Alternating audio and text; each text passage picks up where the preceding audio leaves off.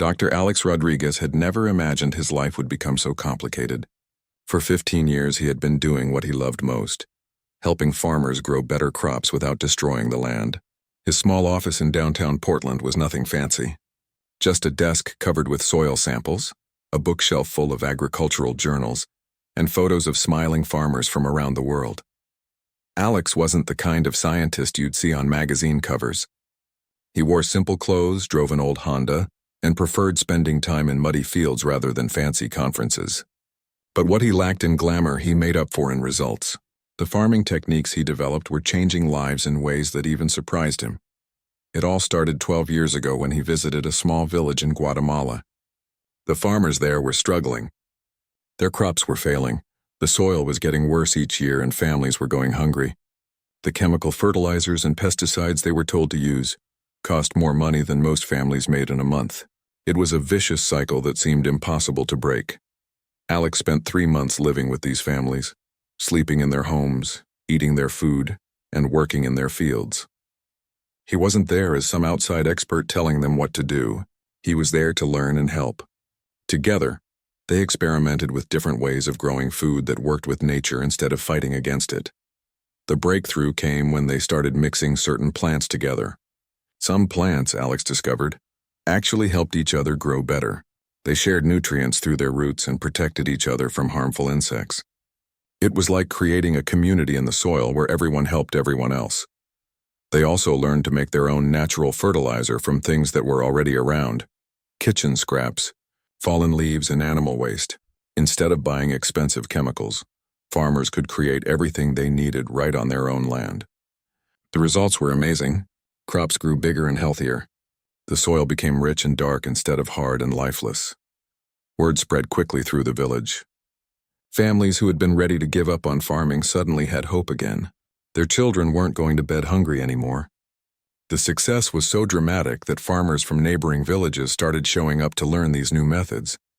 Alex knew he was onto something special, but he had no idea how big this would become. Over the next decade, he traveled to over 40 countries, working with farmers in Africa, Asia, South America, and even struggling farms right here in the United States. Everywhere he went, the story was the same.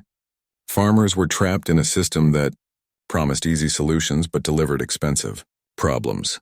The big agricultural companies had convinced farmers that they needed to buy more and more chemicals each year to grow food. But Alex was proving that the opposite was true. The healthier the soil became through natural methods, the less outside help it needed. Plants grown this way were stronger, more resistant to diseases, and often more nutritious too. His little non-profit organization grew slowly but steadily. He hired a small team of researchers who shared his passion for sustainable farming. They published their findings in scientific journals and created simple guides that farmers could understand and use. Everything they developed was shared freely with anyone who wanted to learn. The numbers were impressive. Over 200 farming communities had successfully switched to Alex's methods. On average, their crop yields increased by 40%, while their costs dropped by 60%. More importantly, these farmers were no longer dependent on expensive chemicals. They had learned to work with their land instead of against it. But success in the farming world doesn't go unnoticed by those who profit from the old ways of doing things. Agricorp, one of the world's largest manufacturers of pesticides and chemical fertilizers, had been watching Alex's work with growing concern. Their business model depended on farmers believing they had no choice but to buy their products year after year. Agricorp's executives weren't worried about one small nonprofit. What worried them was the trend. Every farmer who switched to Alex's methods was a customer they lost forever. Even worse, these farmers often convinced their neighbors to make the switch too. It was like a disease spreading through their customer base, except this disease made people healthier and more independent.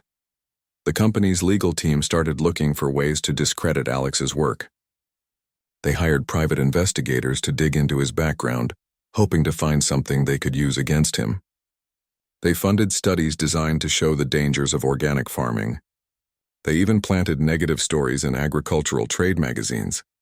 But Alex's work was solid. His methods were based on rigorous science and proven results. The farmers using his techniques weren't just surviving, they were thriving. Their success was too obvious to hide or explain away with corporate propaganda.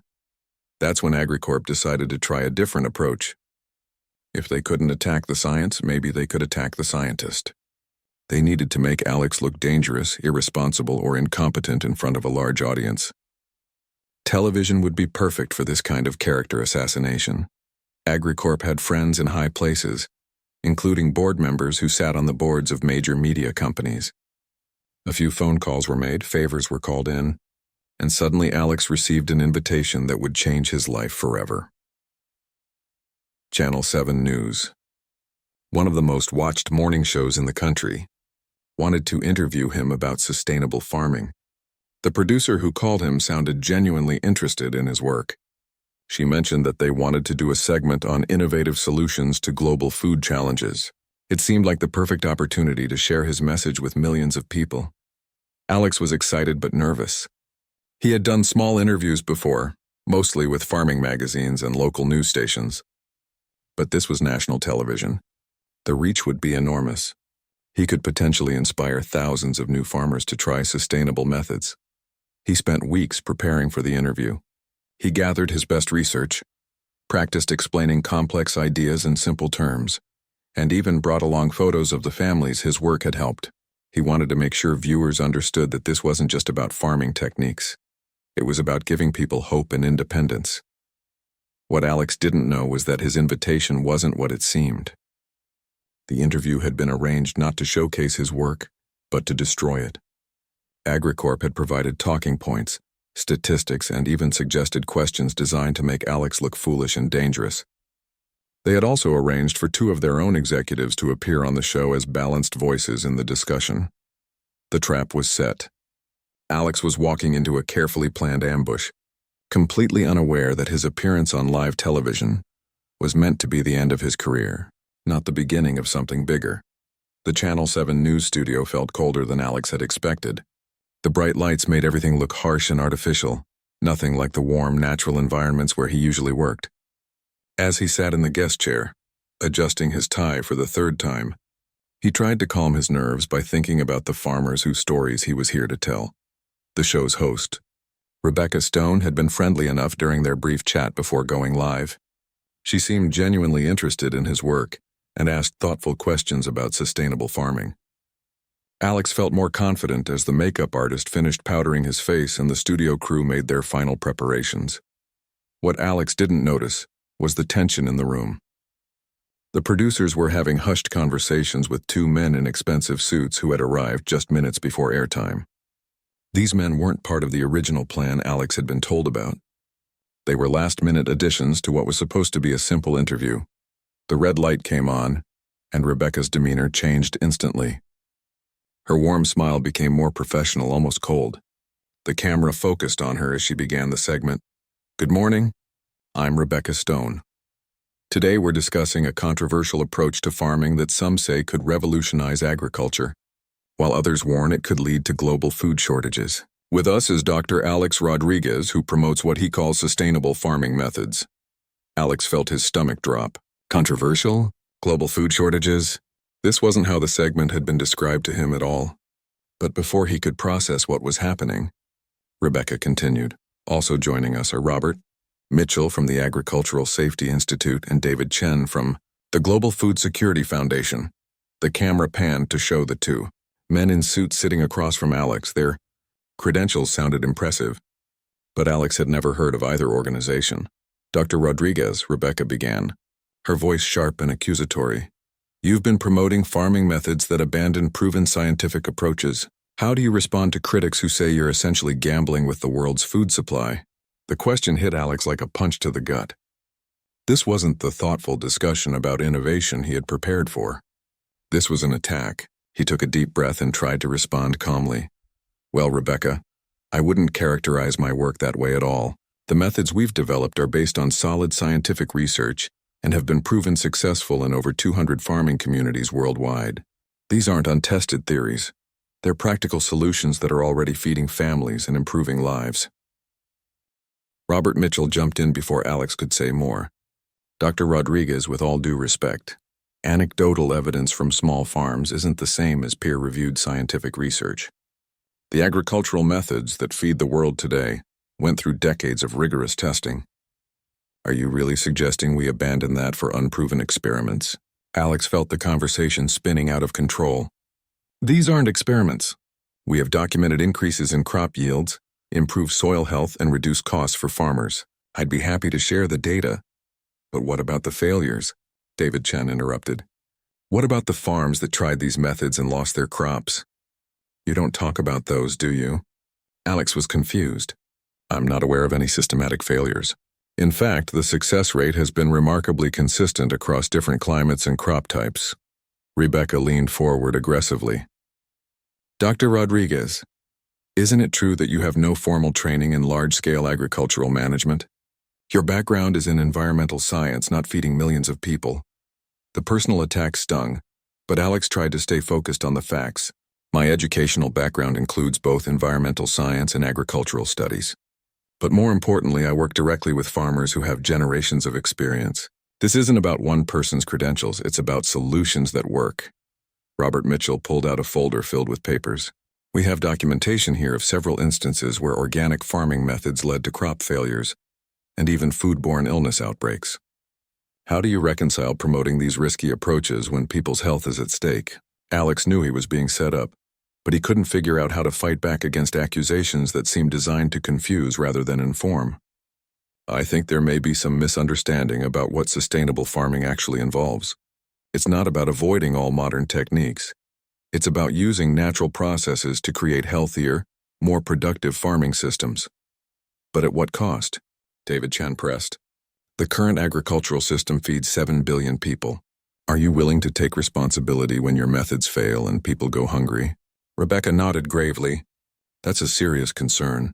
Dr. Rodriguez, how do you respond to experts who say that removing pesticides and chemical fertilizers from modern farming could lead to massive crop losses and global famine?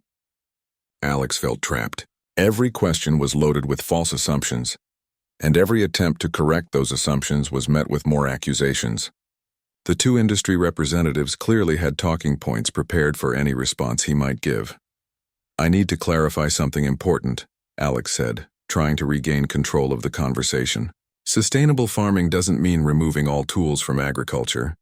It means using natural processes more effectively so that farmers need fewer external inputs over time. The goal is to make farming more productive and more profitable, not less. Robert Mitchell shook his head dismissively. That sounds nice in theory, Dr. Rodriguez, but the reality is that modern pesticides and fertilizers were developed because they work. They've prevented famines and fed growing populations. You're asking farmers to give up proven tools for unproven alternatives. I'm not asking anyone to give up anything, Alex protested.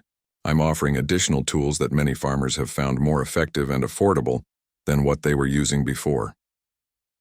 David Chen leaned back with a skeptical expression. More effective than decades of agricultural research? More effective than the methods that have tripled crop yields over the past 50 years? That's a pretty bold claim for someone who works with a handful of small farms. Rebecca sensed blood in the water. Dr. Rodriguez, don't you think it's irresponsible to promote farming methods that could fail when so many people depend on reliable food production? Isn't this really about pushing an ideological agenda rather than practical solutions? Alex felt his face getting hot. The interview had become a character assassination disguised as a policy debate. Everything he said was being twisted into something it wasn't. The two industry representatives were clearly working together to make him look reckless and unqualified. This isn't about ideology, Alex said, his voice rising slightly. This is about results. The farmers I work with aren't interested in politics or theories. They want methods that help them grow more food, make more money, and take better care of their land. That's exactly what sustainable farming delivers. Robert Mitchell looked directly into the camera. Ladies and gentlemen, this is exactly the kind of dangerous thinking that puts our food security at risk. Dr. Rodriguez may have good intentions, but good intentions don't feed hungry children when crops fail. The studio fell silent for a moment. Alex realized that no matter what he said, it would be turned against him. The interview wasn't designed to explore ideas or share information. It was designed to destroy his credibility and scare people away from sustainable farming methods. Rebecca prepared to ask what seemed like a final, devastating question. Dr. Rodriguez, given the serious concerns we've heard today about the risks of your approach, don't you think farmers and consumers deserve proven, Reliable methods rather than experimental techniques that could fail when people need food most. Alex looked around the studio at the cameras, the lights, and the faces of people who had already decided he was wrong. He thought about the farmers in Guatemala, who were thriving because of the work they had done together. He thought about families in Kenya who could now feed their children. He thought about farmers right here in America who had gone from struggling to successful using sustainable methods. This was the moment that would define everything. Alex reached into his briefcase and pulled out something that no one in the studio expected to see. Alex's hand trembled slightly as he reached into his worn leather briefcase. The studio lights felt impossibly bright, and he could feel sweat forming on his forehead despite the air conditioning. Rebecca Stone was preparing to deliver what was clearly meant to be a knockout punch, her next question already forming on her lips. The two industry representatives sat back with satisfied expressions, confident that they had successfully destroyed his credibility on national television. But something shifted inside Alex at that moment. He stopped thinking about defending himself and started thinking about the people who weren't in this studio, the farmers whose lives had been transformed by the work they had done together.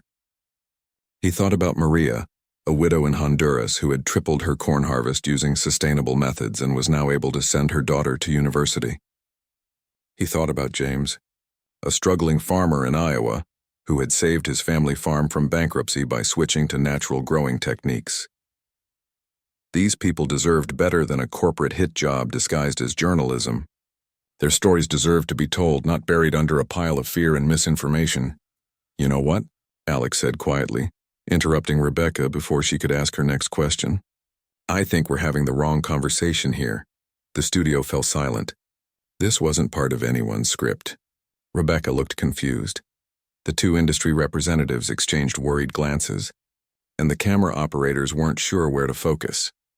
Alex pulled a small canvas bag from his briefcase and set it gently on the polished desk in front of him.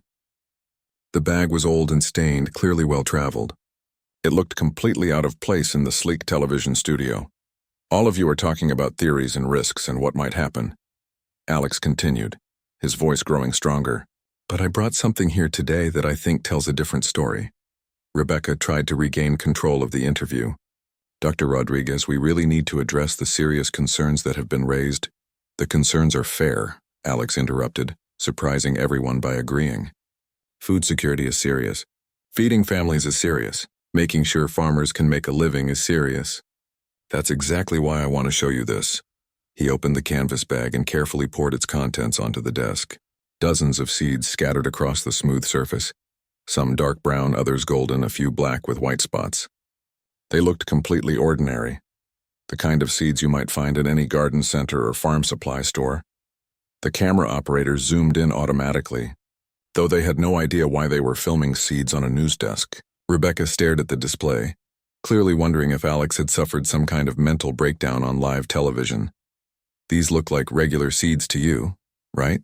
Alex asked, speaking directly to the camera now instead of to his interrogators. "That's because they are regular seeds. Nothing special, nothing modified, nothing experimental. Just seeds that any farmer anywhere in the world can grow." Robert Mitchell tried to regain the initiative. "Dr. Rodriguez, I'm not sure what point you're trying to make with this demonstration, but..." Alex held up his hand, and something in his manner made the industry representative stop talking. For the first time since the interview began, Alex seemed completely calm and in control. "These seeds came from a farm in Kenya," Alex said, picking up one of the brown seeds and holding it up to the light. 3 years ago, the family that owns this farm was about to lose everything. The father had borrowed money to buy the chemical fertilizers and pesticides that he was told he needed. The costs kept going up every year, but his harvests kept getting smaller. The soil was getting harder and less productive. They couldn't afford to keep farming, but they couldn't afford to stop either. David Chen shifted uncomfortably in his chair. This wasn't the kind of abstract debate about agricultural policy that they had prepared for. This was becoming personal and specific in a way that made their talking points seem hollow. Alex continued, his voice steady and warm. "I spent 2 months living with this family, not as some outside expert telling them what to do, but as someone who wanted to learn alongside them. We worked together to understand what their land needed, what their crops needed, what their family needed."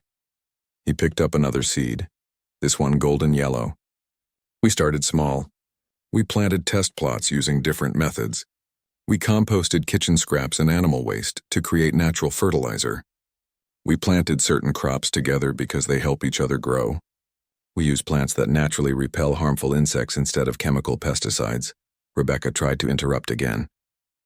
Dr. Rodriguez, while these individual stories are interesting, we really need to focus on the larger implications. This is the larger implication, Alex said firmly. Because what happened on this one farm is happening on hundreds of farms around the world. The methods we used weren't experimental or risky. They were based on principles that farmers have known for thousands of years, combined with modern scientific understanding of how plants and soil actually work. He held up a handful of the seeds, letting them fall slowly back onto the desk. Last year, this family harvested 3 times more food than they had ever grown before. They used 70% less water than they had with chemical methods. And instead of going deeper into debt buying expensive inputs, they made enough profit to start helping other families in their community learn the same techniques. The studio was completely quiet now. Even the camera operator seemed transfixed by Alex's calm, passionate explanation. This wasn't what anyone had expected from a defensive scientist being attacked on television. The father of this family gave me these seeds when I visited last month, Alex continued. Not because they're special or magical, but because they represent something important. They represent the possibility that farmers don't have to choose between feeding their families and taking care of their land. They represent hope for people who had been told there was only one way to farm, and that way was bankrupting them. Robert Mitchell tried one more time to derail Alex's narrative. Dr. Rodriguez, one success story doesn't prove that these methods can scale up to feed millions of people. You're right, Alex said, surprising everyone again. One story doesn't prove anything. That's why I work with researchers at universities around the world to document and study these methods. That's why we publish our findings in peer-reviewed journals. That's why we share all of our techniques freely with anyone who wants to learn them. He gestured to the seeds scattered across the desk. But while we're publishing papers and debating policies, real families are growing real food using these methods. They're not waiting for permission from corporations or government agencies. They're solving their problems right now today with tools and techniques that work. David Chen looked increasingly uncomfortable. The narrative was slipping away from the careful script that AgriCorp had prepared. Dr. Rodriguez, you're talking about individual cases, but agricultural policy has to consider. Agricultural policy should consider what works for farmers, Alex interrupted. And what works is giving farmers more options, not fewer. What works is helping them become more independent and profitable, not more dependent on expensive inputs they have to buy every year. Alex picked up one more seed, a small black one with white speckles. This seed will grow into a plant that can feed a family for months. It doesn't need expensive fertilizers or pesticides. It doesn't need special equipment or complicated techniques. It just needs good soil, clean water, and a farmer who understands how to work with nature instead of against it. He looked directly into the camera, and for a moment it felt like he was speaking personally to every viewer watching at home. The question isn't whether sustainable farming can work. The question is whether we're going to give farmers the support and information they need to make it work for them. The silence in the studio stretched on for several seconds, an eternity in television time. Rebecca Stone, Robert Mitchell, and David Chen all seemed to realize that their carefully planned ambush had turned into something completely different. Alex had taken their attack and transformed it into a story about hope, success, and practical solutions. But the most important part of Alex's response was yet to come. Alex held the speckled seed between his thumb and forefinger, turning it slowly in the studio lights. The camera zoomed in on his hands, and millions of viewers found themselves staring at something as simple and profound as potential itself. The silence in the studio had stretched beyond comfortable television timing, but somehow no one wanted to break it. I need to tell you about the family that grew this seed, Alex said, his voice softer now, more personal, because their story is the real answer to all the questions you've been asking me today. Rebecca Stone glanced at her producers off camera. This interview had gone completely off script, but the ratings monitor showed that viewership was actually climbing. People were staying tuned instead of changing channels. Something about Alex's quiet confidence and the scattered seeds on the desk was capturing attention in a way that rehearsed talking points never could. 3 years ago, I got an email from a man named Joseph in Western Kenya. Alex continued. His message was simple. Please help us. We are losing our farm and we don't know what to do. I get messages like this every day, but something about Joseph's email made me respond immediately. He placed the seed carefully back on the desk and picked up another one, this time a small brown seed that looked like it might have come from a bean plant. Joseph told me that his grandfather had farmed the same land for 50 years and always had enough food for the family, but in the last decade everything had changed.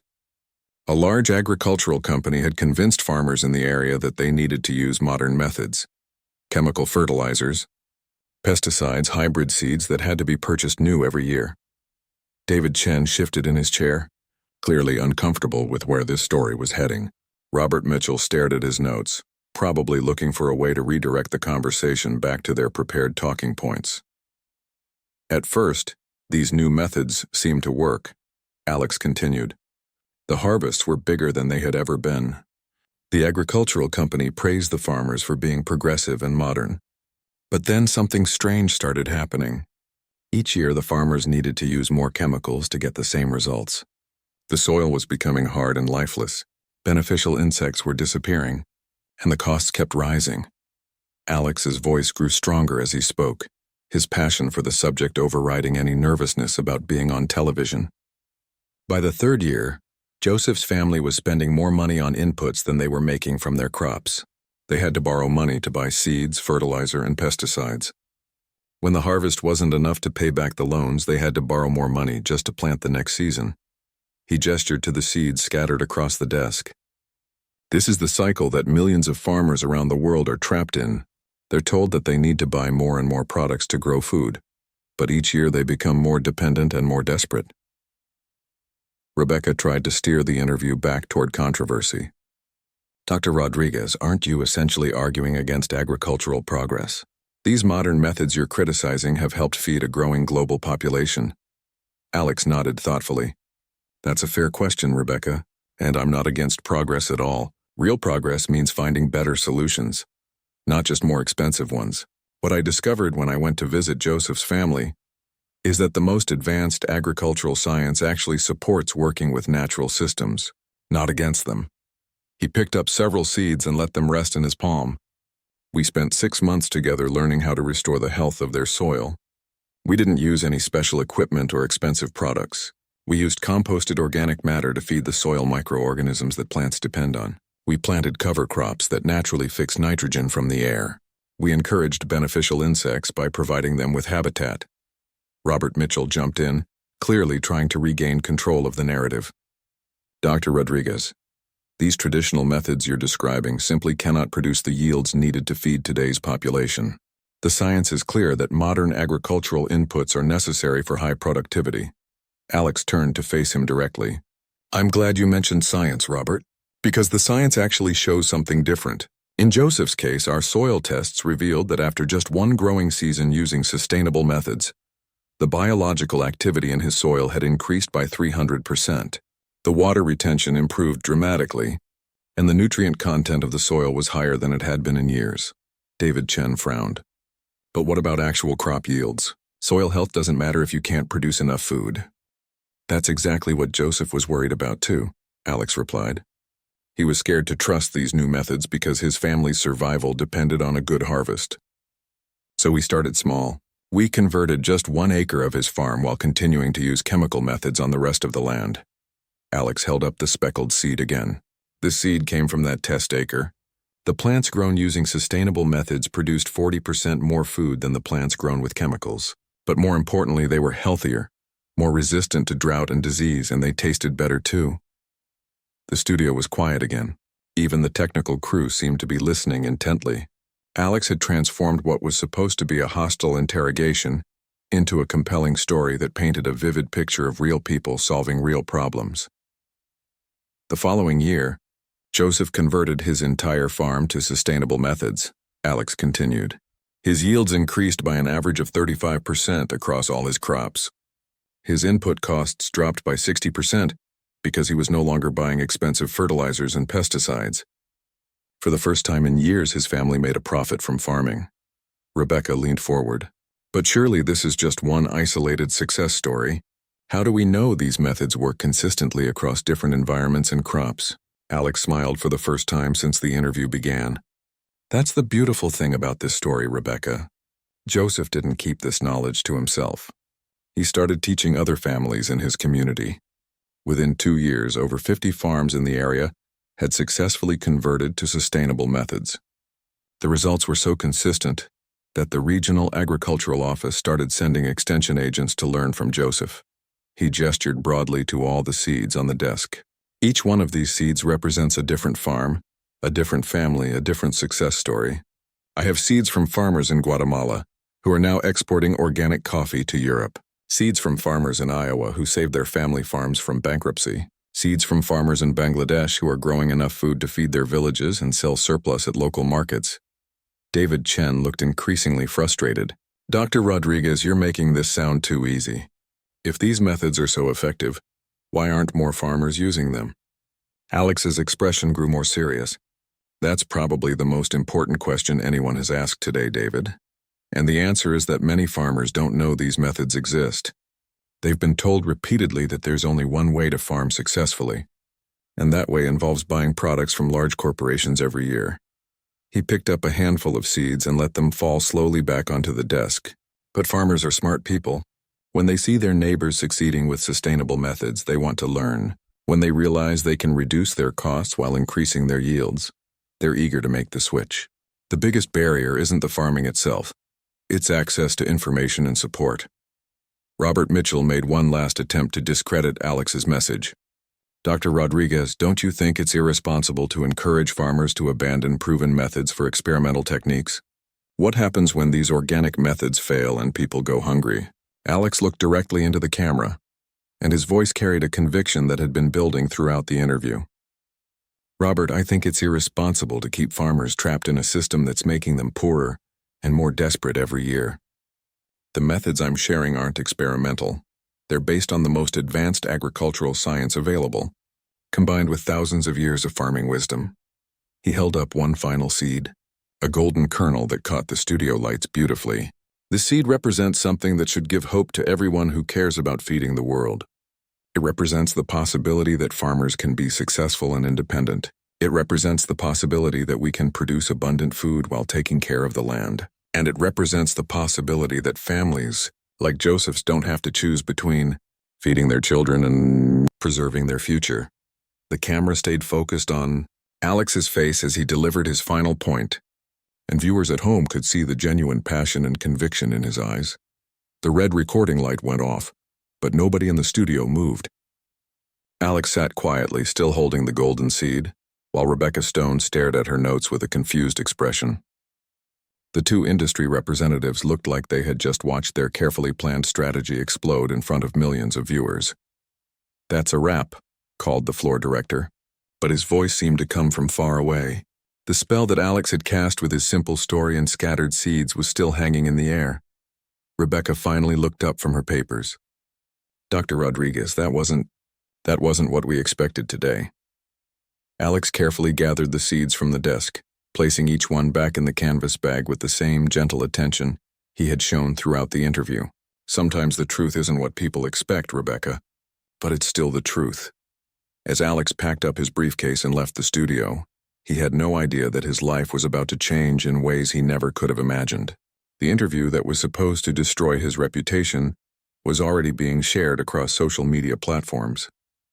Within an hour, video clips of Alex holding up seeds and telling Joseph's story were spreading faster than any agricultural corporation's marketing campaign. The first sign that something unusual was happening came when Alex's phone started buzzing during his taxi ride back to the airport. Call after call from numbers he didn't recognize, text messages from colleagues, emails flooding his inbox faster than he could read them.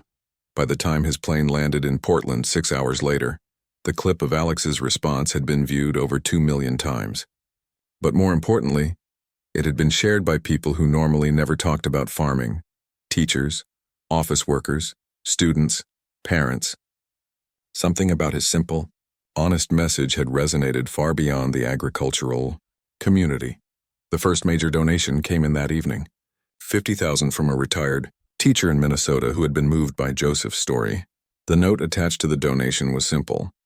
"I've never been on a farm in my life, but I believe in giving people hope." By the end of the week, Alex's small nonprofit had received over $2 million in donations from people around the world. But the money, while helpful, wasn't the most important thing that was happening. The most important thing was the messages. Farmers from every continent were reaching out.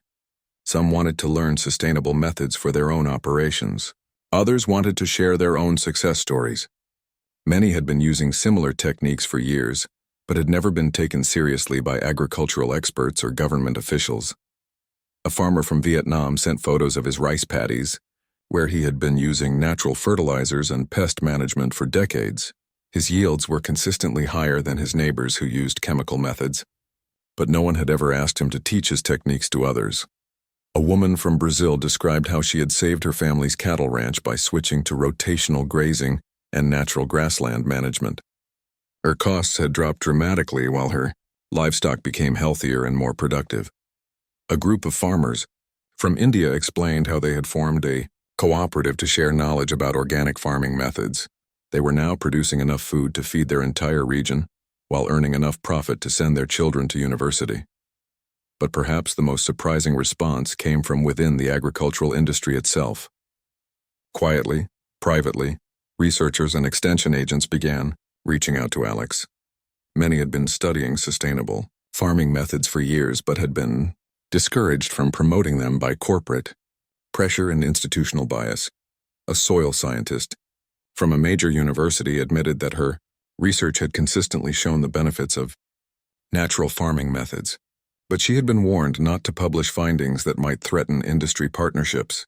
An agricultural extension agent confessed that he had been teaching farmers chemical-intensive methods that he knew were financially unsustainable.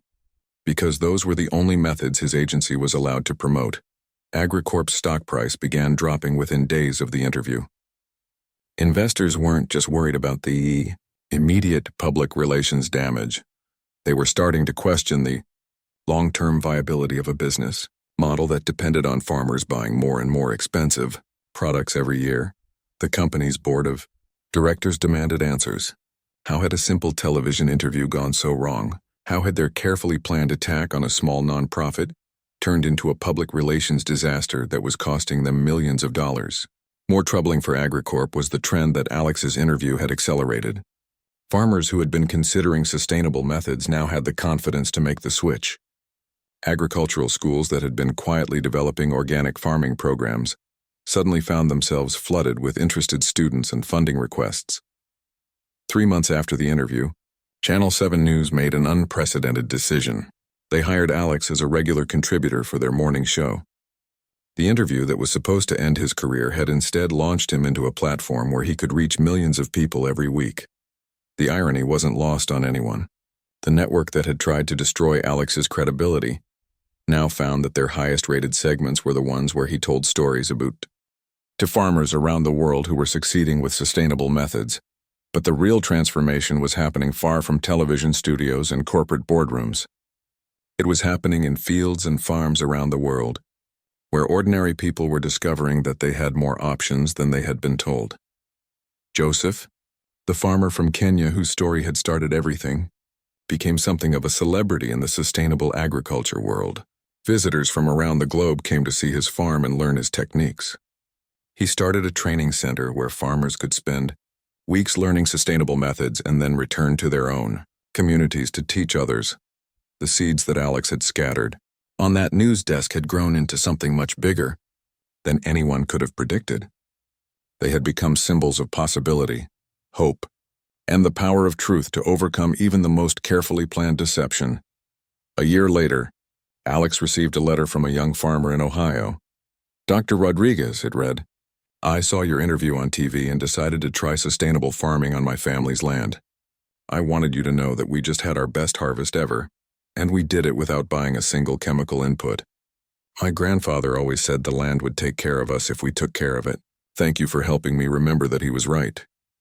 Attached to the letter was a small package containing a dozen seeds from the farmer's harvest. Alex smiled as he opened it, thinking about how these seeds would eventually travel to other farms, other families, other communities where people were ready to discover that there was always another way. The interview that was supposed to corner him on live television had indeed changed everything. But instead of destroying one man's career, it had planted seeds of hope and possibility that were now growing in fields around the world.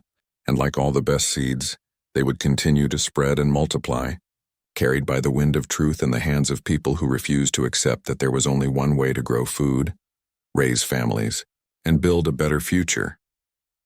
Sometimes the most powerful moment happens when someone stops defending themselves and starts telling the truth. Alex had learned that truth doesn't need to be loud or aggressive to be effective. Sometimes it just needs to be honest, hopeful, and as simple as a handful of seeds scattered on a desk.